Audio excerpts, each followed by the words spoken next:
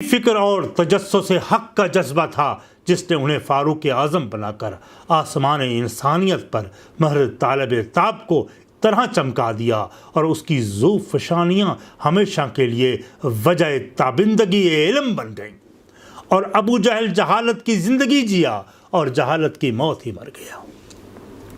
یاد رہے، اہل عرب عموماً عدنان کی اولاد میں سے ہے، اور عدنان کا سلسلہ حضرت اسماعیل تک پہنچتا ہے۔ عدنان کے پھر نیچے 11ویں پشت پر یعنی نسل میں فہر بن مالک ایک ذی وقار شخصیت گزری، انہی کی اولاد ہے جو قریش کے لقب سے مشہور ہوئی۔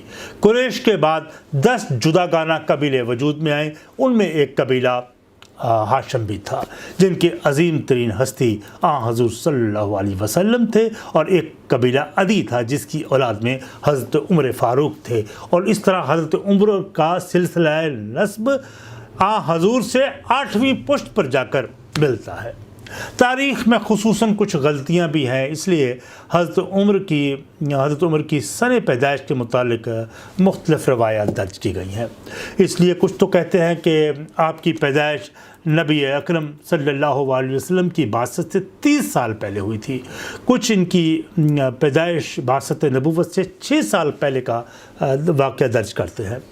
اگرچہ حضرت عمر فاروق کے والد بہت سخت گیر تھے، اس حوالے سے اپنی خلافت کے زمانے میں ایک بار وہ مکہ سے باہر ایک وادی سے گزرے جہاں وہ کبھی اونٹ چرایا کرتے تھے، تو وہ آپ دیدہ ہو گئے ایک واقعہ کو یاد کر کے، اور فرمایا اللہ اکبر، ایک وہ زمانہ تھا کہ جب میں نمندہ کا کرتا پہنے اس وادی میں اونٹ چرایا کرتا تھا، تھک کر بیٹھ جاتا تو باپ کے ہاتھ مار کھاتا، اور آج کا یہ دن ہے کہ اللہ کے سوا میرے اوپر کوئی حاکم نہیں۔ اس انداز جہد سے زندگی کو سمجھنے کی صلاحیت کی وجہ سے آپ فاروق کہلوائے۔ جبل عرفات کے قریب عکاظ کے مقام پر ہر سیل میلہ منعقد ہوتا تھا، جس میں عرب کے تمام اہل ہنر اپنے کمالات کے جوہر دکھاتے تھے۔ اس زمانے میں کشتی لڑنا بڑا فن سمجھا جاتا تھا۔ عمر ابن خطاب عکاظ کے دنگل میں کشتی لڑا کرتے، ان کی شہرت جو کشتی کے حوالے سے، ریسلر کے حوالے سے بڑی دور دور تک پہنچی ہوئی تھی۔ ان کے علاوہ ان کو مزاحیہ شاعری کا بھی پر کمال درجہ عبور حاصل تھا، اور وہ اسی میلے میں محفل شعر و سخن میں ایسے شعر سناتے کہ رونق کاشانہ ہو جاتی۔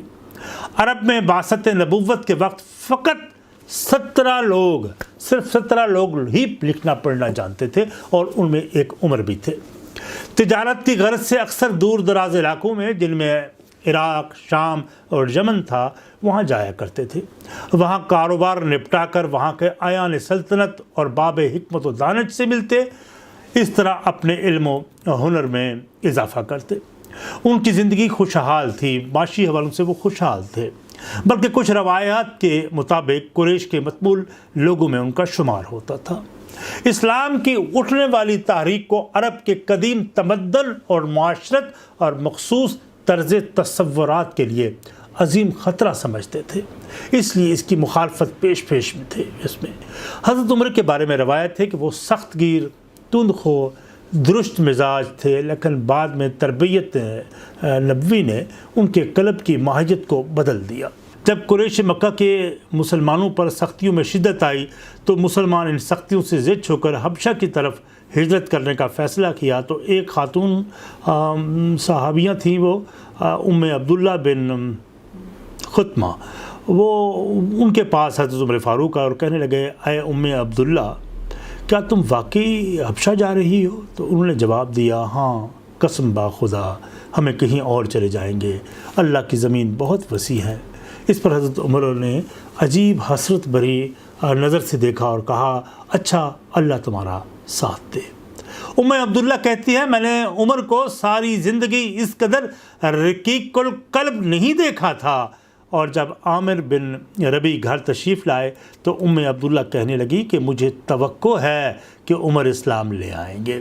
ام عبداللہ کا یہ قیاس پھر درست بھی ثابت ہوا کہ عمر کی رقت قلب انہیں کشاں اس آستانہ پر لے گئی جہاں عرق انفال کا پر قطرہ موتیوں سے تولا جاتا گوشہ اسلام میں داخل ہو گئے۔ حالانکہ حضرت عمر بالکل اسی طرح عمرائے قریش کی طرح اس جدید تحریک کے مخالفت کر رہے تھے، اور اس مخالفت کی وجہ ایسا نظام زندگی کا تعارف تھا جس سے ان کے قدیمی معتقدات اور نظام معاشرے کی جڑ بنیاد سے اکھیڑ کر دینا شامل تھا۔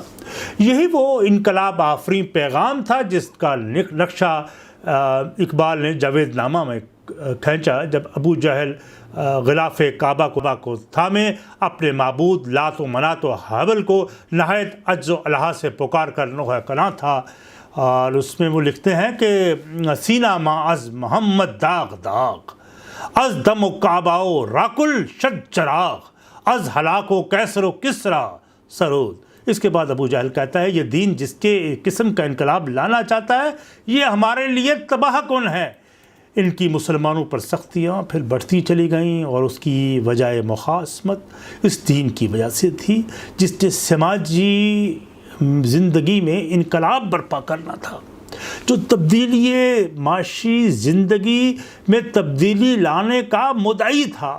اور اس سے بھی زیادہ خطرناک بات تو یہ تھی کہ یہ نظریہ طبقاتی امتیاز کو مٹانا، حرف غلط کی طرح مٹانا چاہتا تھا، اور تمام انسانوں میں ایسی مساوات پیدا کرنا چاہتا تھا جس سے امیر اور غریب میں یہ فرق ہی مٹ جائے۔